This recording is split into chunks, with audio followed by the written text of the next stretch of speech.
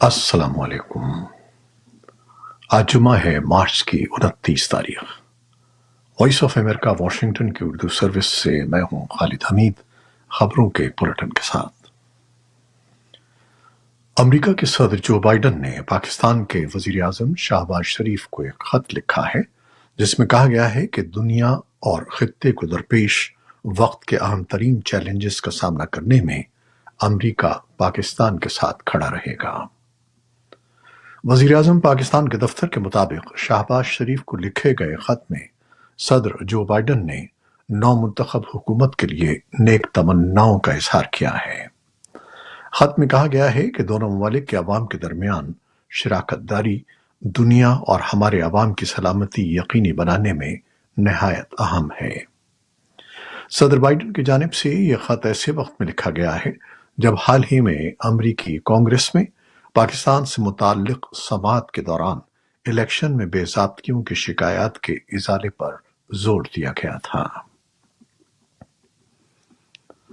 پاکستان کے صوبہ خیبر پختونخوا کے محکمہ داخلہ کے ایک اہلکار نے خبر رساں ادارے AFP کو جمعے کے روز بتایا کہ چینی کانٹریکٹرز نے پاکستان میں 2 بڑے ڈیم منصوبوں پر تعمیر کا کام روک دیا ہے۔ اس سے قبل اس ہفتے ایک خودکش حملہ آور نے 5 چینی انجینئرز اور ایک پاکستانی ڈرائیور کو ہلاک کر دیا تھا۔ خیبر پختونخوا کے محکمہ داخلہ کے سینئر اہلکار نے نام ظاہر نہ کرنے کی شرط پر یہ بات AFP کو بتائی کہ چینی کانٹریکٹرز نے حکومت سے سیکیورٹی کی نئی منصوبہ بندی کا مطالبہ کیا ہے۔ پاکستان کے وزیر اعظم شہباز شریف نے منگل کو چین کے سفیر جیانگ زیڈونگ کے ساتھ ملاقات کے دوران تحقیقات کو جلد از جلد انجام تک پہنچانے کا وعدہ کیا ہے۔ طالبان حکومت نے جمعے کو اعلان کیا ہے کہ پاکستان کے ساتھ تجارتی تعلقات میں ایک بڑی پیش رفت ہوئی ہے اور کہا ہے کہ سیکریٹری تجارت کی قیادت میں ایک پاکستانی وفد کے کابل کے دورے کے دوران فریقین نے 2 ماہ کے اندر افغان پاک تجارتی معاہدے یا ایپٹا معاہدے پر بات چیت مکمل کرنے اور افغان تجارتی ٹرک ڈرائیوروں کو 1 سال کے لیے عارضی طور پر آزاد اجازت نامے جاری کرنے پر اتفاق کیا ہے، جن کا نفاذ مئی 2024 سے ہوگا۔ پاکستان کے ناظم الامور عبید الرحمان نظامانی نے بھی سیکریٹری تجارت کے دورے افغانستان کی تفصیل بتائی ہے۔ بھارتی سفارتکار JP سنگھ نے حال ہی میں طالبان عہدیداروں سے ملاقات کی ہے اور اس ملاقات کے 2 ہفتے بعد ہی ایک سینئر امریکی عہدیدار نے افغانستان پر بات چیت کے لیے نئی دہلی کا دورہ کیا ہے۔ افغانستان کے لیے امریکہ کے خصوصی نمائندے تھامس ویسٹ نے بھارتی سیکریٹری خارجہ ونے کواترا پر زور دیا کہ وہ افغانستان میں اجتماعی مفادات کی حمایت میں ایک متفقہ سفارتی نقطہ نظر تیار کریں۔ امریکی محکمہ خارجہ کے ترجمان نے وائس آف امریکہ کے رابطہ کرنے پر ایک تحریری بیان میں کہا کہ امریکہ افغانستان میں ایسی پالیسیوں پر عمل پیرا رہے گا جو ہمارے قومی مفادات کا تحفظ کرتی ہیں اور افغان عوام کی حمایت کرتی ہیں۔ بھارت کی ریاست اتر پردیش کے سابق گینگسٹر اور سیاستداں مختار انصاری کی موت پر ایک تنازعہ پیدا ہو گیا ہے۔ ان کے بیٹے اور بھائی نے ان کو جیل میں کھانے میں زہر دینے کا الزام لگایا ہے۔ جیل انتظامیہ نے اس الزام کی تردید کی ہے۔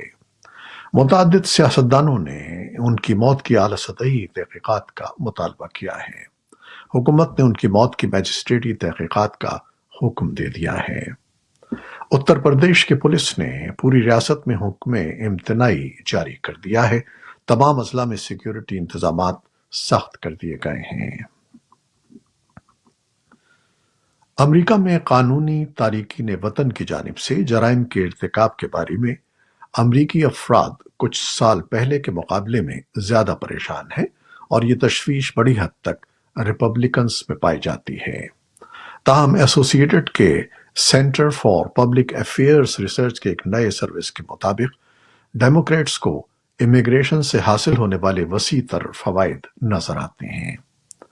مجموعی طور پر تقریباً ہر 10 میں سے 4 امریکیوں کا کہنا ہے کہ امریکہ میں قانونی امیگرنٹس معیشت اور ثقافت کے لیے سود مند ہیں، لیکن یہ شرح سن 2017 سے کم ہے۔ ڈیموکریٹس کے مقابلے میں ریپبلکنز کا کہنا ہے کہ تارکین وطن ان کے لیے ذاتی طور پر ایک اہم مسئلہ ہیں۔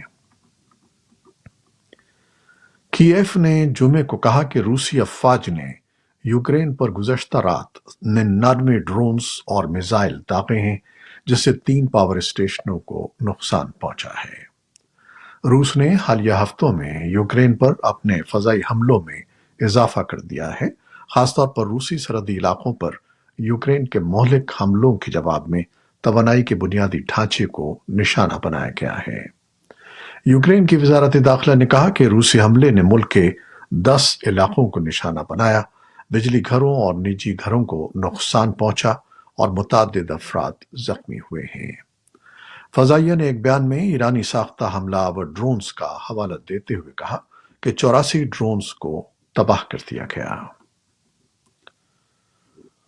فلسطینی محکمہ صحت کے حکام نے بتایا ہے کہ مشرقی غزہ کے مضافاتی علاقے الشجیع پر 2 اسرائیلی حملوں میں 17 افراد مارے گئے ہیں، جبکہ وسطی غزہ کی پٹی میں المقاضی مہاجر کیمپ میں ایک مکان پر اسرائیلی فضائی حملے میں 8 افراد موت کا شکار ہو گئے ہیں۔ اسرائیلی بیان میں کہا گیا ہے کہ اس کی فورسز نے خان یونس اور الکارا سمیت وسطی اور جنوبی علاقوں میں حملے کیے ہیں، جہاں فوجیوں نے فلسطینی مسلح افراد کو ہلاک کرنے سے پہلے فائرنگ کا تبادلہ کیا۔ حماس کے مسلح ونگ نے کہا کہ ان کے جنگجوؤں نے خان یونس میں ناصر ہسپتال کے قریب اسرائیلی فورسز کو نشانہ بنایا۔ یہ ہسپتال شہر کے 2 ہسپتالوں میں سے ایک ہے جسے اسرائیلی فوجیوں نے کئی دنوں سے بند کر رکھا ہے۔ اسرائیل کی جانب سے شام کے شمالی شہر حلب پر کیے گئے حملوں میں لبنانی مسلح گروپ حزب اللہ کے 5 ارکان سمیت 38 افراد مارے گئے ہیں۔ 2 سیکیورٹی ذرائع نے بتایا کہ شام میں ایران کے اتحادیوں کے خلاف اسرائیلی مہم میں اب تک کے سب سے یہ مہلک حملے ہیں جو آج جمعے کے ابتدائی اوقات میں کیے گئے۔ اسرائیل نے ان دونوں شہروں کے ہوائی اڈوں پر گزشتہ برسوں میں حملے کیے تھے تاکہ علاقے میں ایران کے حلیفوں تک ہتھیاروں کی فراہمی کو روکا جا سکے۔ شام کی وزارت دفاع نے کہا کہ اسرائیلی حملوں میں حلب صوبے کے جنوب مشرقی حصے میں کئی علاقوں کو نشانہ بنایا گیا، جس میں متعدد شہری اور فوجی اہلکار ہلاک ہوئے۔ اسرائیلی فوج نے اس بارے میں رد عمل دینے سے انکار کر دیا ہے۔ عالمی عدالت انصاف (ICJ) نے متفقہ طور پر اسرائیل کو حکم دیا ہے کہ وہ ایسی تمام ضروری اور مؤثر کارروائی کرے جس سے محصور علاقے کی فلسطینی آبادی کو بنیادی خوراک کی فراہمی یقینی بنایا جا سکے اور قحط کو پھیلنے سے روکا جا سکے، اور اس مقصد کے لیے امداد کی فراہمی کے لیے نئی گزرگاہیں کھولی جانی چاہیے۔ لیکن غزہ پر حکومت کرنے والے عسکریت پسند گروپ حماس نے کہا ہے کہ انسانی بحران کو روکنے کے لیے جنگ بندی کی ضرورت ہے۔ عالمی عدالت کے فیصلے پر اسرائیل کی وزارت خارجہ کی جانب سے فوری طور پر کوئی تبصرہ نہیں کیا گیا۔ اس کا کہنا ہے کہ وہ ایئر ڈراپس اور جہازوں کے ذریعے امدادی گروپوں کی غزہ تک رسائی کو وسیع کرنے کی کوشش کر رہا ہے، تاہم اقوام متحدہ نے ان کوششوں کو ناکافی قرار دیا ہے۔ فلسطینی اتھارٹی نے جمعرات کو نئی کابینہ کی تشکیل کا ایسے میں اعلان کیا ہے جب اسے اصلاحات کے لیے بین الاقوامی دباؤ کا سامنا ہے۔ صدر محمود عباس نے، جو تقریباً 2 عشروں سے فلسطینی اتھارٹی کی قیادت کر رہے ہیں اور اقتدار پر ان کا بدستور مجموعی کنٹرول ہے، ایک صدارتی حکم نامے میں نئی حکومت کا اعلان کیا۔ ان کی نئی کابینہ کے وزیروں میں سے کوئی بھی معروف شخصیت نہیں ہے۔ نیو یارک کے ریڈیو سٹی میوزک ہال میں صدر جو بائیڈن اور سابق ڈیموکریٹک صدور باراک اوباما اور بل کلنٹن نے فنڈ ریزنگ کی ایک بڑی تقریب میں شرکت کی اور ہزاروں مہمانوں کے سامنے دی لیٹ شو کے میزبان اسٹیفن کولبرٹ کے ساتھ ایک مباحثے میں حصہ لیا، جس میں انہوں نے غزہ کے بحران سے نمٹنے کے لیے وائٹ ہاؤس کی پالیسی کا بھرپور دفاع کیا۔ لیکن اس دوران کئی شرکا نے مباحثے کے دوران شور و غل کر کے خلل ڈالا اور حماس کی جنگ میں اسرائیل کے لیے امریکی پشت پناہی کا حوالہ دیا۔ اس دوران ریڈیو سٹی میوزک ہال کے باہر بھی پرجوش مظاہرے جاری تھے۔ نیو یارک میں ہونے والی فنڈ ریزنگ تقریب میں 2 کروڑ 60 لاکھ ڈالر جمع ہوئے ہیں۔ ترکی کے صدر رجب طیب ایردوان 9 مئی کو امریکہ کا دورہ کریں گے۔ ایک ترک سیکیورٹی اہلکار نے جمعے کو بتایا کہ بائیڈن انتظامیہ کے دور میں وائٹ ہاؤس میں یہ ان کی پہلی ملاقات ہوگی۔ عہدیدار نے یہ بھی کہا کہ اس کے علاوہ ترک انٹیلیجنس ایجنسی MIT کے سربراہ ابراہیم قالن آج جمعے کو امریکی ایوان نمائندگان کے ارکان سے ملاقات کر رہے ہیں، جس کا مقصد صدر کے طے شدہ دورے اور دیگر دوطرفہ امور پر تبادلہ خیال کرنا ہے۔ امریکی حکومت نے ریاست میری لینڈ میں گرنے والے فرانسس اسکاٹ پل کا ملبہ اٹھانے اور اس کی دوبارہ تعمیر شروع کرنے کے لیے ابتدائی طور پر $60 ملین کے ہنگامی امدادی فنڈ کی منظوری دے دی ہے، جو کہ اس طرح کی تباہی کے بعد غیر معمولی طور پر تیزی سے تقسیم کی گئی ہے۔ میری لینڈ کے گورنر ویس مور نے اس بات کی تصدیق کی کہ بائیڈن انتظامیہ نے ان ہنگامی فنڈز کی درخواست کو جمع کرائے جانے کے چند گھنٹے بعد ہی انہیں منظور کر لیا تھا، جو اس طرح کی تباہی کے بعد غیر معمولی طور پر فوری طور پر جلد کارروائی تھی۔ جنوبی افریقہ کے محکمہ ٹرانسپورٹ کا کہنا ہے کہ جنوبی افریقہ کے شمالی صوبے لمپوپو میں ایک بس کے حادثے میں کم از کم 45 افراد ہلاک اور ایک شدید زخمی ہو گیا۔ یہ بس ایسٹر کے زائرین کو بوٹسوانا سے لمپوپو کے ایک قصبے موریا لے جا رہی تھی۔ صدارتی دفتر نے ایک بیان میں کہا ہے کہ جنوبی افریقہ کے صدر سیریل رامافوسا نے بوٹسوانا سے اس کے شہریوں کی ہلاکت پر تعزیت کا اظہار کیا اور حمایت کا وعدہ کیا۔ جاپان میں فلم اوپن ہائمر کی نمائش شروع ہو گئی ہے۔ جاپان فلم کا کلیدی موضوع ہے، جس کا 2 شہروں کو امریکی سائنسداں کے ایجاد کردہ جوہری ہتھیاروں کے ذریعے ختم کر دیا گیا تھا۔ جاپانی فلم بینوں کا رد عمل ملا جلا اور انتہائی جذباتی بھی تھا، جو قابل فہم ہے۔